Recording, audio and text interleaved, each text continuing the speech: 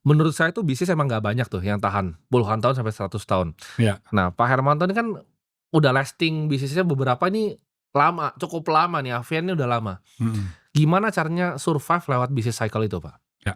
Jadi, eee, di family business ya, itu yang paling penting, itu kita jangan hanya, memberikan kekuasaan kepada kita punya darah daging atau anak cucu ya, tapi berdasarkan dari kompetensi. Mereka itu kompeten nggak untuk menjalankan, atau membesarkan sebuah perusahaan. Kalau tidak, berarti pilihannya itu harus ke profesional. Jadi para anak cucu itu hanya sebagai pemegang saham saja, dia bisa menikmati dividen dari keuntungan perusahaan. Oke. Jadi yang me-manage itu harus benar-benar, bisa membuat perusahaan itu bertumbuh.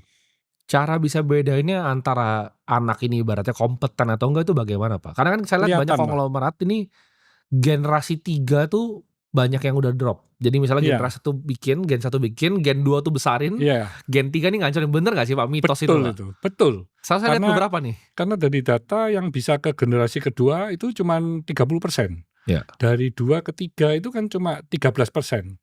3 ke 4 cuma 3%. Memang benar. Jadi semakin lama semakin kecil ya, karena, akan dunia ini kan berputar. ya. Jadi biasanya founder itu kan wah sangat ulet ya, mereka, struggle dari nol bisa gede. Ya. Nah pada akhirnya mereka mendidik anaknya itu sudah lebih manja gitu ya. Oke, Nanti anak ke cucu tambah manja lagi gitu oke, ya.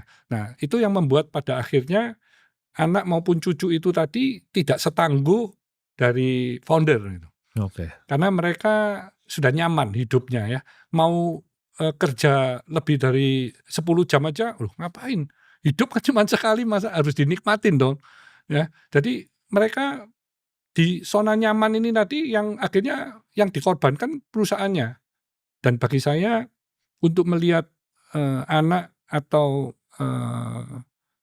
apa, CEO atau profesional pun dia waktu menjalankan perusahaan itu harus punya roh atau soul di dalam perusahaan itu, ya. Dan dia harus punya visi juga yang sama, yang, terus bisa bertumbuh. Tentu untuk bertumbuh itu berbagai macam strategik yang harus disiapkan ya, termasuk dari faktor-faktor eksternal, bagaimana ya, sehingga kalau perusahaan itu bisa terus bertumbuh, ya berarti sudah di tangan yang benar kan.